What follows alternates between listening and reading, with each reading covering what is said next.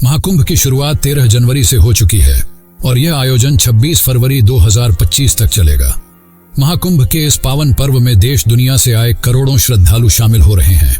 यह आस्था, अध्यात्म और संस्कृति का अद्वितीय संगम है, जिसमें मुख्य रूप से त्रिवेणी संगम पर स्नान का महत्व होता है। श्रद्धालु अलग अलग तिथियों में प्रमुख स्नान पर्वों पर जैसे मौनी अमावस्या, बसंत पंचमी, माघ पूर्णिमा आदि पर संगम में डुबकी लगाते हैं।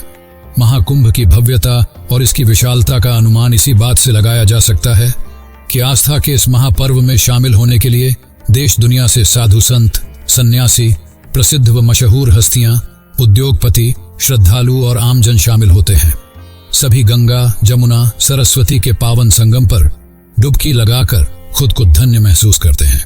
तकरीबन 1.5 महीने तक चलने वाले प्रयागराज कुंभ की शुरुआत के साथ ही भारत समेत दुनिया भर की मीडिया में यह चर्चा का विषय बना हुआ है।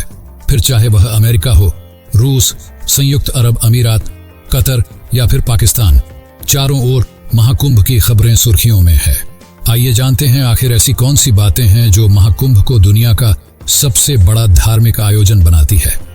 महाकुंभ से जुड़ी ये 10 बड़ी बातें जो आपको जरूर जाननी चाहिए। महाकुंभ का पर्व 144 वर्षों में एक बार आता है, इसलिए यह एक पूरी पीढ़ी के लिए भी खास हो जाता है। महाकुंभ के इस धार्मिक आयोजन का साक्षी बनने का अवसर हमें मिला है। महाकुंभ में शामिल होकर स्नान कर पुण्य कमाने का लाभ उठाएं। इसीलिए कुंभ में अवश्य जाएं और इस विशाल धार्मिक आयोजन का हिस्सा बने।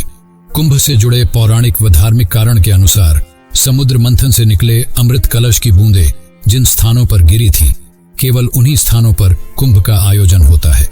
इन 4 स्थानों में प्रयागराज भी एक है। धार्मिक आयोजन होने के साथ ही महाकुंभ से भारतीय अर्थव्यवस्था को भी बड़े पैमाने पर प्रोत्साहन मिलता है। इससे अनुमानित 2 लाख करोड़ तक का व्यापार हो सकता है, जिससे उत्तर प्रदेश की जीडीपी में 1% से अधिक की वृद्धि हो सकती है। पवित्र नदियों का संगम प्रयाग कुंभ को अधिक महत्वपूर्ण बनाता है, क्योंकि महाकुंभ का आयोजन त्रिवेणी संगम के तट पर होता है। इसे गंगा, यमुना और सरस्वती जैसी पौराणिक नदियों का संगम माना जाता है। धार्मिक मान्यता अनुसार त्रिवेणी संगम पर किए स्नान से पापों से मुक्ति मिलती है। महाकुंभ को धार्मिक रूप से तो बड़ा आयोजन माना ही जाता है, लेकिन क्या आप जानते हैं कि कुंभ को वैश्विक मान्यता भी प्राप्त है? साल 2017 में यूनेस्को की मानवता की अमूर्त सांस्कृतिक विरासत की प्रतिनिधि लिस्ट में कुंभ मेला को शामिल किया गया। कुंभ मेले का ऐतिहासिक प्रमाण होने के कारण ही यह देश दुनिया में आस्था का केंद्र बना हुआ है।